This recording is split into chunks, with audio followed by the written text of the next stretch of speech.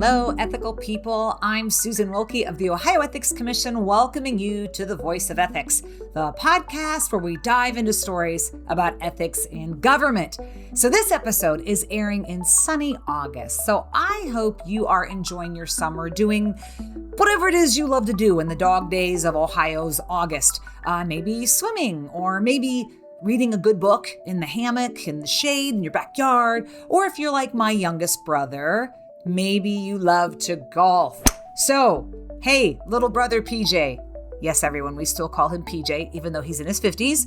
In honor of your love of golfing, PJ, this episode is dedicated to you. And to everybody else, no one asked me how it's possible that my youngest brother is in his 50s, even though I'm still 39 years old. Anyway, here's this week's story. Okay, imagine you buy a home because of what's behind your backyard. Maybe it's a park, maybe it's a lake, maybe it's a golf course. Whatever it is, the surrounding property becomes part of what makes your home special to you. It influences your quality of life, and maybe it even affects your property value. Now, imagine that years later, you become an elected official. Suddenly, decisions about that neighboring property, that golf course maybe, start showing up on government agendas. Well, what do? Can you participate? Can you vote? Can you help solve problems if you have, useful knowledge and relationships? That's what we're going to talk about today. Today's story explores those questions and highlights how conflicts of interest can arise even when a public official just believes they're honestly trying to help. Now, as always, we're leaving out names and locations. Our goal in this podcast has never been to shame individuals. It's to learn from real situations and understand how Ohio's ethics laws can help maintain public trust in government. So this story does, in fact, begin with a city-owned golf course. For years, the course had been an important community asset. Residents played there, visitors came to enjoy it, and city leaders worked to ensure that the golf course remained successful. Now, one city council member had a particularly close relationship to the course because his home bordered the golf course property. He was also a long-term member and user of that golf course. So in a lot of ways, he knew the facility better than most people. So when issues involving the golf course would arise, city officials viewed him as someone who could help. Now, according to the investigation that later happened, city administrators had asked this gentleman to assist with resolving various matters because he had a strong working relationship with the managers who were operating the golf course. Now, at first glance, that probably seems completely reasonable, doesn't it? Who better to help than someone who knows the facility, understands the issues, and has relationships with the people involved? But here's the thing. Ethics laws often require public officials to look beyond what seems practical in that moment, because sometimes the very reason that makes someone helpful can also create a conflict of interest. So back to our story. As discussions continued regarding lease arrangements and other matters involving that golf course, the council member participated in negotiations and discussions related to that golf course. Again, the one that backs up to his own personal property. Now, eventually, a lease addendum came before the city council for approval. And when the matter came up for a vote, the council member in question here voted in favor of the ordinance. And that's where the ethics issue emerges, both in the participation and certainly then in the vote. The concern wasn't that the council member got some sort of payment or bribe or anything. It wasn't that he owned the golf course. There was no evidence that he personally profited from that discussion, negotiation, decision, vote, etc.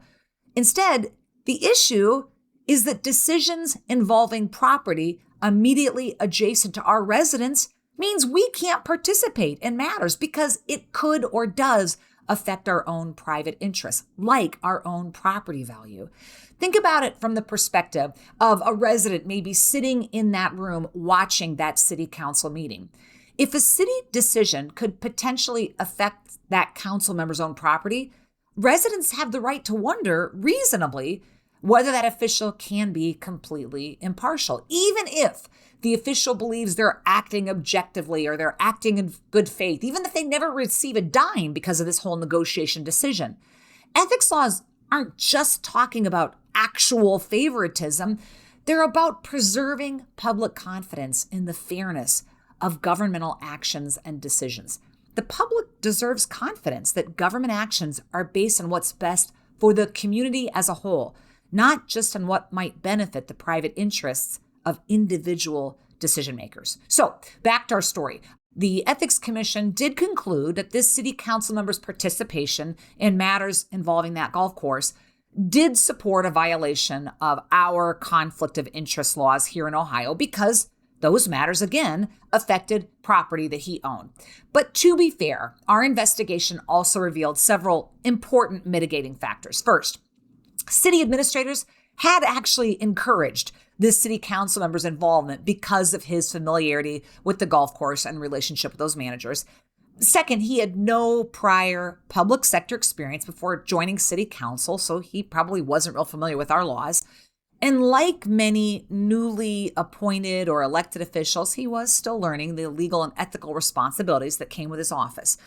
Perhaps most importantly, investigators found no evidence that he had somehow benefited from the vote, and he did participate cooperatively in this investigation. So after considering those factors, the commission did resolve the matter through what's called a settlement agreement rather than referring it for prosecution. So what can you and I, as people in public service, learn from this story? Well, first, one lesson is that conflicts of interest can be broader than we sometimes assume. Sometimes people think ethics laws only apply if some public official actually receives money or they direct business to themselves.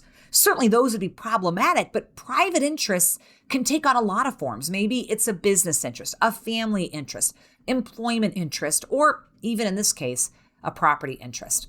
The second lesson is that expertise and good intentions, they don't eliminate conflicts of interest.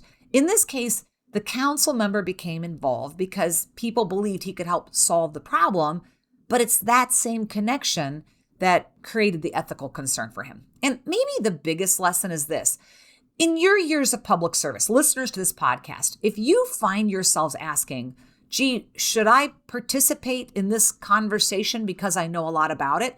It may also be worth asking the follow-up question, do I have a personal interest in the outcome? Or does my family? Do my outside business interests? Because sometimes the questions can point us in opposite directions. And certainly, always, at the Ethics Commission, we always say the best tool available to all of us in public service is simply asking for advice before acting. A quick phone call before that discussion, that vote, participating, it can prevent a difficult situation later. Because don't forget, ethics laws aren't designed to prevent people from serving in government, in public service. No, ethics laws are designed to help all of us in public service recognize when we need to step back so the public can have confidence in the decisions that are being made. In the end, this story wasn't ever really about a golf course then, was it? It's about trust. It's about understanding that even when someone's trying to help, there are times when the most ethical and logical action is not participating at all. And that's a lesson we can all carry with us, whether we're dealing with a golf course, a neighborhood development, a public park, or any other issue that touches close to home, if you will. And that's it for this week. Check out our show notes to review a fact sheet regarding public service and property manners for additional information. And be sure to join us for our next episode where we continue our search for the very best in ethics stories. Some good, some gone awry, but all that teach us how not to swing and miss when it comes to unethical behavior. Do they use that phrase in golf too, or is that just baseball? I don't know. Until then, I have to close this episode with a question about my brother PJ. Do you know why my brother PJ brought an extra pair of pants with him to go golfing last weekend? Just in case he got a hole in one. Love you, PJ. Take care, everyone. Be ethical. Bye.